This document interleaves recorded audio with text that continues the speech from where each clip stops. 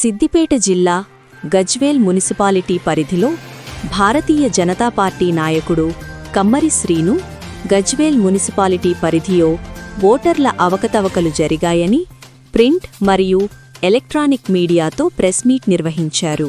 Gajwel municipality ఓటర్ల అవకతవకలపై ఉన్నత న్యాయస్థానాన్ని ఆశ్రయిస్తానని అన్నారు. అది నేను ఉన్నత న్యాయస్థానాన్ని ఆశ్రయిస్తున్నా. అది ఎవరు చేశారని కూడా నాకు కూడా తెలుసు. నేను వాళ్ళని ఎట్లా వాళ్ళకు తగిన శాస్త్రి చెప్పాలనే ఒపీనియన్ అంత శక్తి నా దగ్గర ఉంది, అంత తెలివి కూడా నా దగ్గర ఉంది. వాళ్ళకి తగిన శాస్త్రి చెప్తా. నేను 2007 సంవత్సరంలో ఒక చిన్న వ్యాపారం స్టార్ట్ చేసిన గజ్వేల్లో. అదే మాదిరిగా కొంత 2013-14 నుంచి కొంచెం సామాజికంగా సేవ చేయాలనే ఉద్దేశంతో కొంచెం ఈ రాజకీయాలకు రావడం జరిగింది. రాజకీయాలను మీకు తెలిసిందే, మామూలుగా లోపల ఉన్న ఏమన్నా రోడ్డు మీదకి వచ్చి ఏదైనా సాయం చేస్తే ప్రతి ఒక్కరికి శత్రువులు తయారవుతారు. అదే నేను చేసిన పాపం అనుకుంటా. నేను సుమారు నాకు చేతనైనంత సాయం చేసి నేను ప్రతి దాంట్లో కూడా ప్రతి సేవా కార్యక్రమం చేసిన. ఏదైనా సమస్య వస్తే గజ్వేల్ ఇది ఊర చెరువు సమస్యనే కావచ్చు, ఈ వయసుకు సంబంధించిందే కావచ్చు, ఈ రోడ్డు విషయమే కావచ్చు, ప్రైవేట్ హాస్పిటల్కి సంబంధించిందే కావచ్చు, అలా చాలా సమస్యలు చేసిన. రోడ్లను బాగు చేయండి, రోడ్లు నా సొంత నీటితో నేను రూపాయి పెట్టినా 2 రూపాయలు పెట్టినా సంబంధం లేకుండా నేను ప్రజలకు ఉపయోగపడే పని చేసిన తప్ప ఎవరికి నేను పుల్లలు పెట్టే రాజకీయం నేను చేయలేను. నాకు అలవాటు కూడా లేదు. నా గురువు కూడా నాకు అది నేర్పించలేదు. రఘునందన్ రావు ఎవరైతే నా గురువు ఉన్నాడో ఆయన కూడా పుల్లలు పెట్టే రాజకీయం నాకు నేర్పాడు. ఎంతసేపు సేవ చేసే రాజకీయం నేర్పించిండు. అదే దారిలో ముందుకు పోదామని నేను ముందుకు వచ్చిన. ఇప్పుడు దీనికి నాకు కొంచెం ఇబ్బంది పెట్టే ప్రయత్నం చేసారు. ఇలా కమిషనర్ ఎవరున్నా నేను నేరుగా విమర్శలు చేయదలుచుకోవట్లేదు. నేను ఏది ఉన్నా వాళ్లకు నన్ను ఎవరైతే అడ్డుకున్నారో వాళ్ళకి శిక్ష 100% దేవుడు శిక్షిస్తాడు. నా పరంగా నేను న్యాయంగా కొట్లాడతాను. ఎవరిని కళ్ళబట్టి కొట్టి రాయబట్టి కొట్టి కట్టెబట్టి కొట్టే కాలం కాదు. కాబట్టి ప్రజాస్వామ్యంలో నాకు ఇచ్చిన న్యాయస్థానం ఉంది. ఇవన్నీ వాడుకొని నేను వాళ్ళకి తగిన శాస్త్రి చెప్తాను. అయితే ఈ ఎన్రోల్మెంట్కి సంబంధించి చాలా ఎన్రోల్మెంట్ నాకు నేను పోటీ చేయాలనే ఉద్దేశం ఉన్నప్పుడు అంతా ఎవరు వ్యక్తిగతంగా వాళ్ళు ఒక ఆఫీస్ మెయింటైన్ చేసి ఒక అబ్బాయిని పెట్టి ఎవరి సామాన్యుడు ఇక్కడ ఇల్లు ఉంది కాబట్టి ఇంకో దగ్గర ఓటు ఉంది, ఇక్కడ ఓటు చేసుకుంటే ఇక్కడ పోటీ చేసే ప్రజాప్రతిని ప్రశ్నించే అవకాశం ఉంటుంది. ఎందుకంటే సుమారు ఇప్పుడు లాస్ట్ టైం లక్ష్మీప్రసాద్ అనే కాలంలో ఎగ్జాంపుల్ ఉంది, దాన్ని పట్టించుకోలేదు. అంటే రాజకీయంగా ఏమైతుందంటే ఆడ ఓట్లు లేకపోవడం వల్ల ఈ నిలబడే క్యాండిడేట్ పోయి వాళ్ళకి దండం పెట్టలేడు, వాళ్ళు కూడా ఇలా క్వశ్చన్ చేయలేదు. అట్లా అని చెప్పేసి నేను లక్ష్మీప్రసాద్ సిరియంలో చాలా మందిని ఒక 150 ఓట్లు నేను చేయించడం జరిగింది. ఇదే సేమ్ అప్లికేషన్ నేను కమిషనర్ గారికి ఇచ్చిన. ఎవరైతే మన రిటర్నింగ్ ఆఫీసర్ ఉంటారో కమిషనర్ గారికి ఇచ్చిన. కమిషనర్ గారు ఏమన్నారంటే అన్ని సాధ్యం కాదు, కొన్ని చేస్తా అని చెప్పిండు. కొన్ని సాధ్యం కాదు సార్, అన్ని చేయాలి. ఇంతకుముందు గత మున్సిపల్ పాలనలో 1200 ఓట్లు ఉండే, ఇప్పుడు 2500 అయినా తట్టుకుంటారు. 2500 ఆయన చెప్పిన సమాధానం ఏంటంటే నీకు ఆల్రెడీ 2500 ఉన్నాయి, ఇంకో 200 పెడితే ఇబ్బంది అవుతుంది. 1200 2500 అయినప్పుడు ఒప్పుకుంటున్నాము, ఇంకా 2700 అయింది. ఎందుకంటే నా దాంట్లో కూడా కొంత వేరే దాంట్లో షిఫ్ట్ చేసుకోవడానికి అవకాశం ఉంటుంది. తగ్గుతాయి సార్, యావరేజ్గా 2500 2600 అయితే అది నీకేం ప్రాబ్లం లేదు. అట్లేమన్నా నీ 3000 చేయాలని ఏమన్నా రూల్ ఉంటే నాకు ఒకసారి అఫీషియల్గా రాసి నాకు ఇవ్వండి, నేను కోర్టులో చేసుకుంటా అని చెప్పిన. ఆయన నాకు చెప్పిండు, నిర్లక్ష్య సమాధానం చెప్పిండు. సార్ నేను చేసిస్తానని నేను చెప్పినా మరి సార్ మా వైఫ్ ఉంది, నేను ఓటు కూడా ఊర్లో అయిపోయాను, నేను షిఫ్టింగ్ పెట్టినా, నేను 5 సంవత్సరాల నుంచి ఇక్కడ ట్యాక్స్ కడుతున్నాను. 5 సంవత్సరాల నుంచి మా ఇంటికి ట్యాక్స్ కడుతున్నాను, పలు రకాల ట్యాక్సులు కడుతున్నాను. నేను ఎందుకన్నారు మా వైఫ్ ఎందుకన్నా, నేను ఉన్న ఓట్లు నేను ఇక్కడ ఉన్నా. ప్లస్ ఇంకోటి ఏం చేసిన అంటే నాది 20 వాళ్ళకి వచ్చింది. నేను ట్యాక్స్ పెట్టినా ఈయన మీద నమ్మకం లేక నేను మళ్ళీ ఇది ఇక్కడ ఇచ్చిన స్టేట్ ఎలక్షన్ కమిషన్కు డైరెక్ట్ ఐఏఎస్ మేడం రాని స్టేట్ ఎలక్షన్ కమిషన్ అక్కడ కూడా ఇచ్చిన. వాళ్ళు పట్టించుకోలేదు. రైట్, ఇవన్నీ చేసినాక కూడా నాకు నిన్న పొద్దున మనకు లాస్ట్ రిజర్వేషన్ వచ్చింది. నేను అంటే నాకున్న పరిజ్ఞానం కొంటే BC general last time women వచ్చింది కాబట్టి ఈసారి రాలే అన్నారు. సరే, అది నన్ను కావాలని అనగదొక్క ప్రయత్నం చేసేది. నేను 100% భయపడే రాజకీయ నాయకుడు అనే కాదు, నాకు కూడా రాటే వెళ్తుంది. ఇలాంటివి అన్నీ కలుగుతూనే కరెక్ట్ అవుతామని చెప్పేసి నాకు కూడా అనిపిస్తుంది. 100% నేనే ఇప్పుడు రేపు పొద్దున కోర్టులో వేస్తున్నాను. 100% న్యాయస్థానం నాకు న్యాయం చేస్తుందని చేకూరుస్తున్నా. ఎట్టి బస్సులో గజ్వేల్ ఎలక్షన్లో అయితే ఈ ఎలక్షన్ అంటే ఓటర్లు సవరించినాకనే ఎలక్షన్ ముందుకు పోవాలని కోరుకుంటున్నా. నేను న్యాయస్థానం కూడా అదే కోరుకుంటున్నాను. నాకు ప్రజాస్వామ్యం నాకు ఇచ్చిన హక్కును అడుగుతున్నా భయ్, నేను ఏం అడుగుతలేదు. నాకు ఓటేసే అవకాశం ఉంది. నేను ఎందుకన్నారు, మా భార్య ఎందుకన్నారు ఇక్కడ ట్యాక్స్ కడుతున్నాం, నువ్వు ఓటు ఎన్రోల్మెంట్ చేసుకోకపోతే నువ్వు యాక్సెప్ట్ చేయాల్సింది కాకుండా కదా.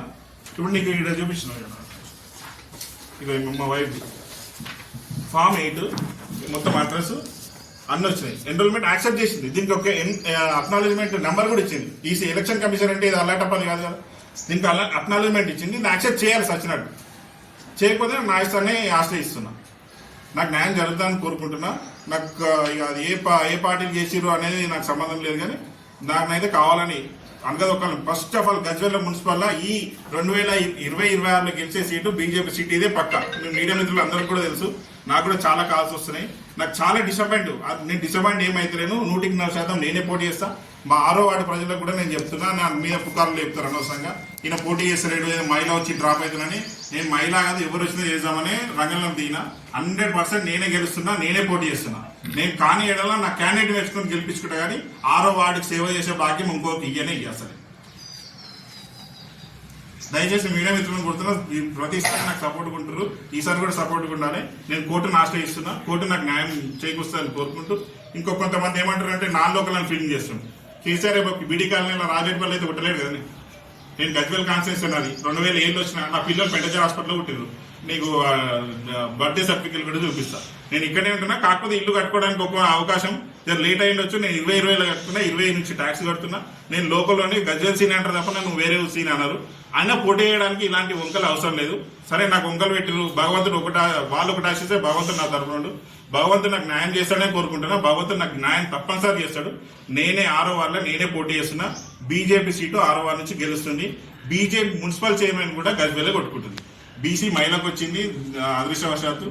ఈ మెజారిటీ సీట్లు బీజేపీనే గెలుస్తుంది గజ్వేల్. బీజేపీ 100% కాషాయం జెండా ఎగిరిస్తుంది. ఎన్ని జిమ్మికలు చేసినా, నన్ను ఎంత అనగదొక్కాలని చేసినా నేను చాలా మొండోని. గజ్వేల్లో సాఫ్ట్గా కనిపిస్తుండొచ్చు. గజ్వేల్ దాటితే కమర్సీన్ అంటే ఏందో చాలా మంది కొందరు తెలుసు. తెనులకు ఇప్పుడు ప్రెస్ మీట్ వారి చెప్తున్నా. గజ్వేల్ కమర్సీన్ అంటే గజ్వేల్ దాటితే తెలుస్తుంది. నేను గజ్వేల్ ఎలాంటి రియల్ ఎస్టేట్ గిరేషన్ అసలు ముట్టుకోను. రాజకీయాలకు వచ్చినాక ముట్టుకోను. ఎవరిని నేను ఫోన్ చేసి ఒక ఆఫీసర్ కూడా ఫోన్ చేయాలి. ఒక ఆఫీస్ కూడా నేను ఫోన్ చేసి ఇది రికమెండేషన్, కనీసం నేను ఎస్ఐసిఐ కూడా ఫోన్ చేయాలి. అలాంటి నన్ను నార్మల్ మనిషిని నన్ను అనవసరంగా రెచ్చగొట్టిరు. బీజేపీ కూడా రాజకీయం చేస్తే ఎట్లుంటుందో చూపిస్తా. గజ్వేల్ ఇన్ని రోజులు టీఆర్ఎస్ కాంగ్రెస్ చూసారు కదా. బీజేపీ కూడా రాజకీయం స్టార్ట్ చేస్తే ఎట్లుంటుందో చూపిస్తా. ఒక్క సీటు కూడా కాంగ్రెస్ టీఆర్ఎస్ ఒక్క సీటు కూడా గెలిచిందనుకో నేనేందో చూపిస్తాము. మాకున్న రాజకీయ గురువు రఘునందరావు, ఆయన ఆశీస్సుల మేరకు జిల్లా అధ్యక్షుడు శంకర్ గారు, మా మాజీ మున్సిపల్ చైర్మన్ భాస్కర్ గారు అందరినీ కలిసి పోటీ చేస్తాం. ఇలా గ్రూపులు గీపులు ఏం లేవు. నా సొంత బాధ నేను చెప్పుకోవడానికి ఈరోజు ప్రెస్ మీట్ పెడుతున్నా. దయచేసి గజ్వేల్ ప్రజలకు ప్లస్ 6వ వార్డు ప్రజలకు నేను ఒకటే శిరస్సు వచ్చి నమస్కారం చేసి చెప్తుంది ఏంటంటే, ఇలాంటి రాజకీయ యువతను ప్రోత్సహించండి. ఇలాంటి కురవృద్ధులంతా కలిసి ఏం చేస్తారంటే యువతను డిసప్పాయింట్ చేస్తారు. నేను పోటీ చేస్తే వాళ్ళకి వచ్చింది ఏంది? వాళ్ళు గెలుస్తారా? నన్ను డ్రా చేస్తే వాళ్ళు గెలుస్తాను. భగవంతుడు నన్ను భగవంతుడు ఆదేశిస్తే నేను పనిచేస్తా. కానీ ఎవడో జిమ్మికిలు చేస్తే మాత్రం నేను భయపడ్డాను అస్సలే కాదు. అసలు నా స్టైల్ వేరుంటుంది. నేను ఏదైనా పేపర్ తోడు కొట్లాడతాను. ఎంకట్లేక కత్తులతోటి, కట్టడాలతోటి, రాళ్లతో కొట్లాడటం కాదు, పేపర్ తోడు కొట్లాడతాను. నాకు ఆ టాలెంట్ ఉంది. 100% 6వ వార్డులో బీజేపీ గెలుస్తుంది. అది నేనే నిలబడుతున్నా. బీజేపీ గెలుస్తుంది. నా న్యాయస్థానం నాకు 100% నమ్మకం ఉంది. ఉన్నత న్యాయస్థానం రాష్ట్ర హైకోర్టు నాకు న్యాయం చేస్తానని ఆశిస్తున్నా. ఒక న్యాయం చేయకపోతే నా క్యాండిడేట్ పెట్టుకుని 6 నిమిషాలు కాళ్ళు మొక్కుతా. నా చౌరస్తా కాడ ఉంటుంది ఇల్లు. ఏ ప్రాబ్లం వచ్చినా ఒక ఫోన్ కొడితే నేను వచ్చి వాళ్తా. 100% నా క్యాండిడేట్ని నిలబెట్టుకుంటా. ఫస్ట్ ఆఫ్ ఆల్ నేనే పోటీ చేస్తా. మా వైఫ్ని పోటీ చేపిస్తా. ఇన్ కేసు కోర్టు ఏదైనా టెక్నికల్ ప్రాబ్లం చేస్తే మాత్రం నా క్యాండిడేట్ గెలిపించుకుంటా. 100% న్యాయం చేస్తాను. 6వ వార్డు ప్రజలు నాకు సుమారుగా సంవత్సరం కాలం నుంచి నన్ను ఆదరిస్తారు. అంతా నా వల్లే. ఇలా ఎన్రోల్మెంట్ చేసుకున్న కూడా నేను స్వచ్ఛందంగా, నేను ఎవరింటికి కూడా ఇప్పుడు 150 ఓట్లు చేసినా ఎవరింటికి కూడా మా క్యాండిడేట్ వాళ్ళే స్వచ్ఛందంగా వచ్చి ఓటు నాకు ఇక్కడ చేస్తే మాకు ప్రశ్నించడానికి అవకాశం ఉంటుందనే ఉద్దేశంతో నేను ఒక అబ్బాయిని పెట్టినా. ఎందుకంటే ఈ ఉన్న బిజీ జీవితంలో ఎవరు మూసేపోయి ఎక్కడికి పోయి చేసుకునే టైం లేదు. అందుకే ఒక అబ్బాయిని పెట్టినా, టోల్ ఫ్రీ నెంబర్ పెట్టినా. నా మేనిఫెస్టో కూడా రేపు విడుదల చేస్తున్నా. నా ప్రచారం రేపు స్టార్ట్ అవుతుంది. ఎల్లుండి రఘునందన్ రావు మా ఇంటికి వస్తుండు. ఇక్కడి నుంచే ప్రచారం స్టార్ట్ చేస్తాం. ఇక్కడనే ఎంపీ ల్యాడ్స్ నుంచి కూడా నేను ఫండ్ కూడా ఈ వాళ్ళ కాంగ్రెస్ దగ్గర ఉట్టి కొబ్బరికాయలు కొట్టి పనిచేస్తున్నాం కాదే. మేము బీజేపీ వల్ల ఎంపీ ల్యాడ్స్ నుంచి ఫండ్స్ రిలీజ్ చేసి వెంబడే అధికారిక ఆదేశాలు ఇచ్చినాకనే ప్రచారం స్టార్ట్ చేస్తాం. ఇక్కడ మీడియా మిత్రులందరికీ ధన్యవాదాలు. నా ఎల్లప్పుడు నా అండగా ఉంటారని కోరుకుంటున్నాను. ప్రశ్నించడం మొదలవుతుందో అనే భావనతోని ఈరోజు కక్ష కట్టి ఎట్టి పరిస్థితులలో భారతీయ జనతా పార్టీల క్యాండిడేట్లను గెలవకుండా చూడాలనేది ఎంతైతే ఉందో వాళ్ళని అసలు పోటీకే అనర్హులం చేయాలని చెప్పేసి ఒక తీవ్రమైనటువంటి ఒక ఉద్వేగాన్ని లోపల పెట్టుకొని ఒక పెద్ద వ్యవస్థనే ఇచ్చేసి ఈరోజు కమ్మరి సీను పైన జరుగుతున్నటువంటి దాడిని నిజంగా మనం ఒక అమానుషమైన చర్యగా తీసుకోవాలి. సర్కార్ టీవీ వీక్షకులకు నమస్కారం. మరిన్ని వార్తలు చూడటానికి లైక్ చేయండి, సబ్స్క్రైబ్ చేయండి, గంట సింబల్ నొక్కండి. తెలుగు 2 రాష్ట్రాల్లో నూతనంగా ప్రారంభించిన సర్కార్ టీవీ అందు పనిచేయుటకు రిపోర్టర్లు కావాలని ఉత్సాహవంతులు ఈ క్రింది నంబర్లకు సంప్రదించగలరు.